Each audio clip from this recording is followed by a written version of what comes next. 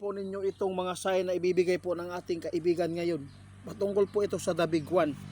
Kapag ito po ang mararanasan po natin dito sa ating bansa, ibig sabihin nito paghandaan po natin ang The Big One dahil po malapit na talaga ito kapag ito po ang mangyayari dito sa atin. Kaya pakinggan po ninyo ang ating ipapaabot sa inyo, kasama natin si kaibigan natin na Linyo para po mapanood po ninyo itong video at mai-share po sana ninyo ito para maraming aware po. Kasi ang P-Box magpapaabot naman talaga yan kung mayroon pong tinamaan ng lindol ngayon. Sunod-sunod na ang naganap na lindol sa ibang lugar. Kaya ang nakakabahala lang ngayon, 2 bisis ang paggalaw sa ilalim ng lupa mga idol. Ito po ang nakikita ng ating kaibigan ngayon. Kaya tandaan po ninyo na ito po ay ikinababahala ng ating kaibigan pag ito po ang nakikita nila. Kaibigan, kumusta po kaibigan? Oo, yun po. Ano po ba ang ibig sabihin ninyo? Ano po ba ang mga sign na malapit na po ang The Big One? Kasi sunod-sunod na po ang lindol po dito.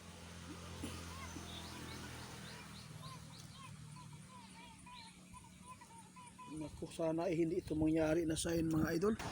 Dahil nakakabahala ito. Ilan pong yanig ang nakita ninyo? Ilang yanig po para maganap ang The Big One? Nako guys, ito po ang sabi ng ating kaibigan. Ito po ang mga sign na dapat ninyong mapanood at mapapakinggan para malaman ninyo, kasi ang P-Box magpapaabot naman yan. Bilangin natin ilang yanig na ba ngayon? Parang 3 na. Kung aabot po ng 25 na paggalaw po ng lupa dito sa Pilipinas, ito po ang tandaan ninyo. Kung mayroon pong bulkan na 2 bulkan ang sasabog, ibig sabihin nito talagang malapit na mangyari ang The Big One. Yun po ang sign ha.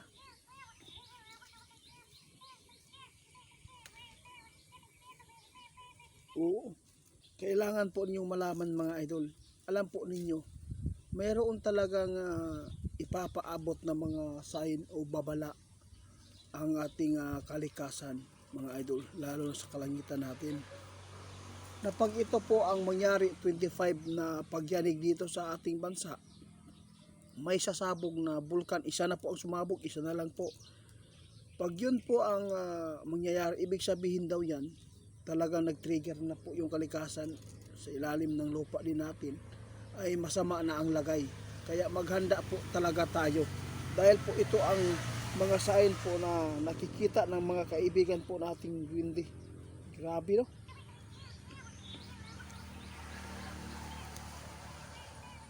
Anong oras po ninyo nakita yung paggalaw po ng lupa kanina?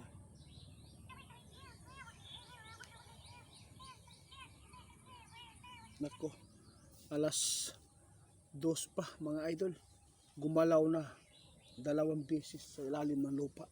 Kaya sa mamayang gabi sa ngayon, mayroon pong nakikita si kaibigan na may makasagupa na lindol. Kaya sana ay hindi ito malakas. Dahil ang mga sign na nakikita ng ating kaibigan, lalo na may mga lugar po tayong binabanggit dyan na mag-ingat.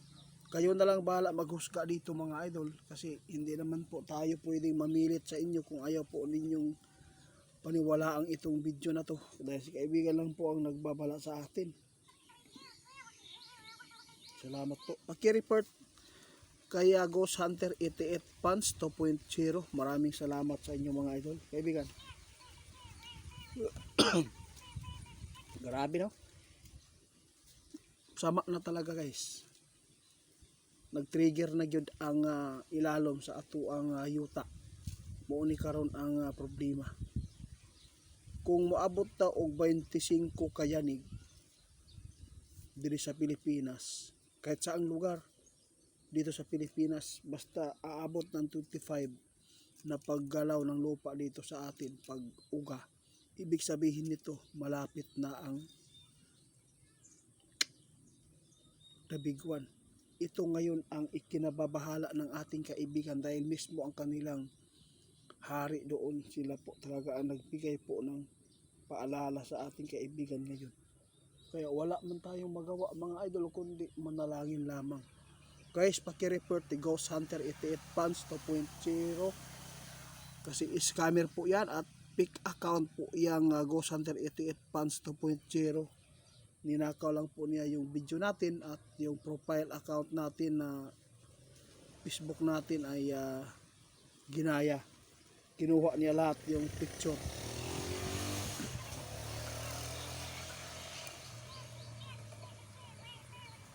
Sige.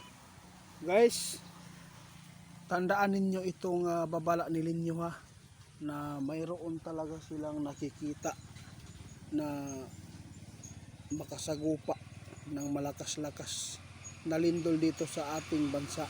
Kaya kung ito man po ay narinig ninyo ang mga palatandaan ngayon para sa The Big One, ihanda po ninyo ang ating pamilya.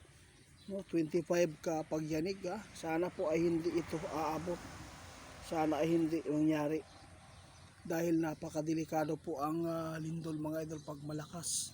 Paki-report ni Ghost Hunter 88 Fans 2.0, fake account yan, hindi ko yan pinahintulutan para po siya ay mag-upload o mag-re-upload po na nanggagaling po sa atin yung video.